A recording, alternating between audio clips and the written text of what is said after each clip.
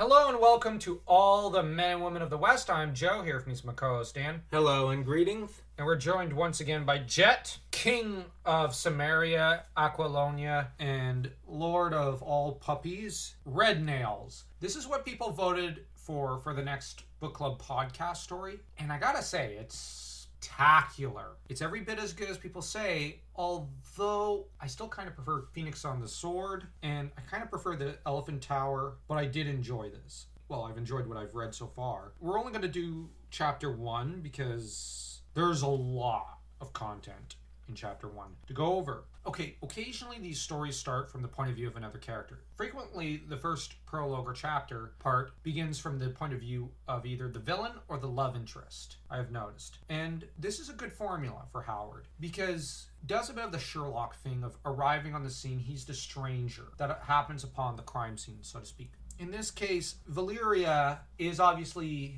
a maiden in the traditional sense. She is also a pirate from the Scarlet Brotherhood. There are songs and ballads sung of her skill, and probably also her beauty. She's just recently left the mercenary camp near the village of Sukhmet. Conan ends up coming up behind her, and Conan very obviously flirts with her. She rejects him immediately. The lady don't protest too much. Actually, in this story, he's really into her. He keeps just touching her hair, her hip, and he just can't flexing his muscles. Yeah, he just can't keep his hands off her. I'm serious. So we get the impression early on that he's more into her, but later she's more into him. It's just really funny. I don't mind Valeria in the movie, but she's not as likable as she is in the short story. In the short story, she's got quite a bit of spunk, and she's just such a lovable character. It's Valeria's story more than it's Conan's. And he's followed her from Zoralo, the chief of the mercenaries' camp. Howard kind of predicted the rise of the tomboy character, which has become overdone in the past 25 years. That said, there are stories that pull off the tomboy really well. You look at the Narnia movies, they did a great job. You look at even Tangled. But the thing is, Howard gives her all the traits we're familiar with today, but there's something in his writing that just makes Valeria stand out. Makes her a cut above the others. Part of the lore is that she comes from the region of Aquilonia, which does add to her appeal as a character, because Aquilonia, I find, is my favorite region along with Cimmerian from the Conan Hyborian age. So automatically she's gaining brownie points with me. The fact that she's a pirate harkens back to Bailet. While I did like Bailet, I find Valeria in here is, for some reason, I like her more. Even though I shouldn't, to an extent, for the aforementioned reasons. That said, Conan, we find out, joined the same mercenaries. Conan was a pirate as well, but his ships crashed into the Shemish shore, putting an end to his pirating career for a while, so that's good. Otherwise, he wouldn't be here for this story. Captain Conan. I'm sorry.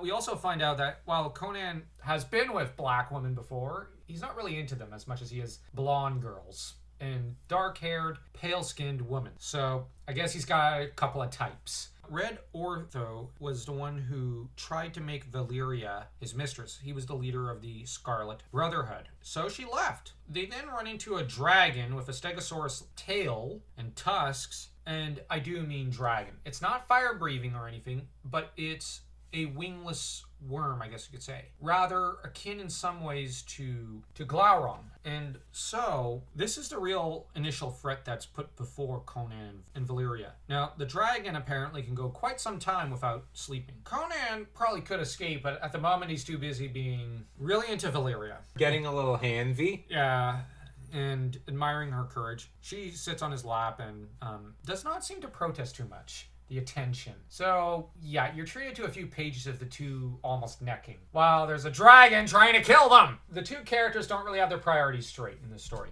At least we now know what happens when you get someone as buff as Conan with someone with a pretty much the female equivalent of him. He gets really, heated? He gets really heated. And Howard almost turns it into a comedy or a really skeevy sketch. She, meanwhile, looks at some apples, which are the apples of Durkata, Durkata being the queen of the dead. Apples of Durkata result in death. Conan sees a city in the distance, discuss Conan's childhood. Well, there's an interesting quote that Conan makes to his childhood regarding Aquilonians. Branches too light for spear hafts and creepers no thicker than cords, he remarked, indicating the foliage about the crag. It won't hold our weight, but there's strength in union. That's what the Aquilonian renegades used to tell us Cimmerians when they came into the hills, to raise an army to invade their own country. But we always fight by clans and tribes. Now, obviously, there were Cimmerians recruited into the armies of Aquilonia, so I suspect that Conan's first combat experience was as an Aquilonian mercenary, fighting for probably a dethroned king who wanted to reclaim his throne after being driven from it. Either that or some usurper fighting to take the crown of Aquilonia. It kind of reminds of a Roman civil war, the way it's described, and it's a very fascinating bit of dialogue. It tantalizes. It does not leave us with a lot of information, but it leaves us with enough to be curious. And so we then get to the fact that the dragon doesn't have scales, so Conan pierces an apple of Derkata with a lance and lowers it and insults the dragon, only to stab it with this makeshift poison spear. The dragon escapes to try and look for water, it seems. Conan chooses to escape towards the city, and we find out that Valeria actually believes in the god Mitra. That's actually a little interesting. That means it's very likely that where she comes from, it's primarily a region of Hyboria that believes in Mitra. They enter the city to find it empty, or so it seems, with you guys having to stay tuned for next time to see what comes up. But what do you think of this chapter? Now, Conan mentions he's not had any fun time in a while, and this is why he's so heated for Valeria, whom is pretending to protest, but basically decides to sit on his lap of her own volition. She protests a little, but it really seems feeble. So we're almost treated to a rom-com between the two. And it's just such a ridiculous, funny scene. I actually ended up laughing more than anything else because I just found it hilarious. Yeah, because I wanted to say, hey, Conan, survival now, babe later. Now, Valeria became quite the fan favorite. She went on to become very popular and an icon of hyper female combat competence. It seems that some of the fans regard her as the most hyper-competent fighter in the lore, and she is incredibly competent in a fight. She actually, later you see her in a fight, and she's just a killing machine, tearing through enemy ranks like they're nothing, cutting sometimes one or two men before they even have time to blink, and just dispatching them with relative ease. But that said, she's also a damsel in this story. Before anyone jumps on the wagon of, oh, well, Howard was clearly making a statement about women, they're not entirely. Bear in mind, there have been male characters who've basically been damsels when next to Conan the Barbarian, because he's Conan the Cimmerian. No one fights like Conan, except maybe Gaston. But the trouble with Conan in this story, though, is he's more fixated on Valeria, obviously. So we do get the sense that she's very beautiful, but you've actually got almost a semi-lesbian character and a king who both desire her as well. So I guess on the pecking order in terms of beauty, she's probably more beautiful than Baelit, and that's quite the high bar considering Baelit's physical attractiveness. So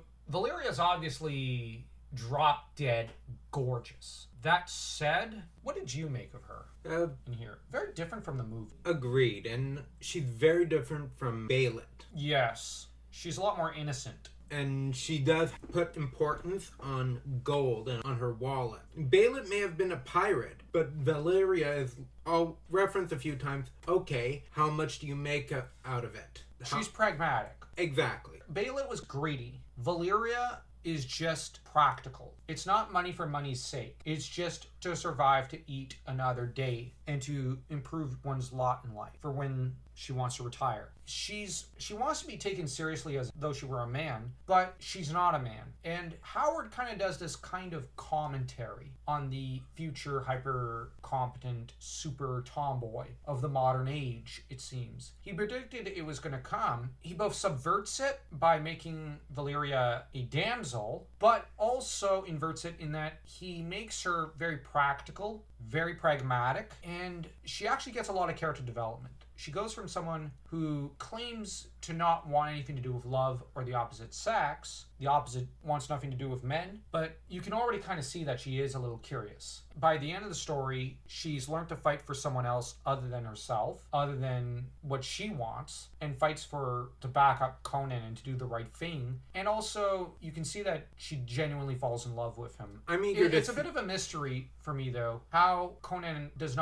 she doesn't carry over into the King Conan era stories. Because by the end, she's not really the sort to let him out of her sight. sight. Now, all the love interests throughout these stories have given me the impression that, it might not work out. Even Baelot to an extent. But Valeria, I can actually see it kind of working out. Weirdly, she is one of the female characters who would accept being part of the harem and would accept that Conan is going to go for other girls. I know a lot of people may object to that, but she's pretty accepting of Conan's philandering because the two have not only formed quite the powerful romance, but a strong friendship between them, so that you get the sense that they're really good friends on top of being basically boyfriend-girlfriend. And so I'm just left with a certain amount of confusion as to why all the successive authors never really used her as much as, say, Baelot. That's a bit of a mystery to me. You'd think they'd be much more willing to use her, as there's a lot more to get right about Valeria. To an extent, maybe it's that in this story, it kind of hammers the point home that she intends to, whether it's to become his concubine or his wife, and she's willing to accept him going for other women, and she's willing to accept not being queen so long as she gets a moment with him, like a part of him. That might be what people object to about her. Most recent authors apparently like to separate her from Conan, and I'm not sure I like that, because she has a lot of good chemistry with him. She does snark back. She does kind of put Conan in his place a few times, but on the other hand, she supports him and backs him up when he needs the backup in a crunch, and she often says, like, okay, I'm out of ideas here. What do you think? And you have Conan, well, okay, here's my plan. On the other hand, he backs her up and follows her lead a few times. Well, she's a lot more hot-headed than him. So you've got this really interesting relationship. On the other hand, I do recognize that she's basically female Conan. That might not interest as many people as maybe Baelot might. This first chapter was almost more comedic than anything else. The next few chapters are going to be a lot more serious. Next time we'll do both chapter 2 and chapter 3. Until next time, don't forget to smash that like and that subscribe button as though you were Conan and Zenobia smashing their enemies to itty-bitty pieces on their honeymoon.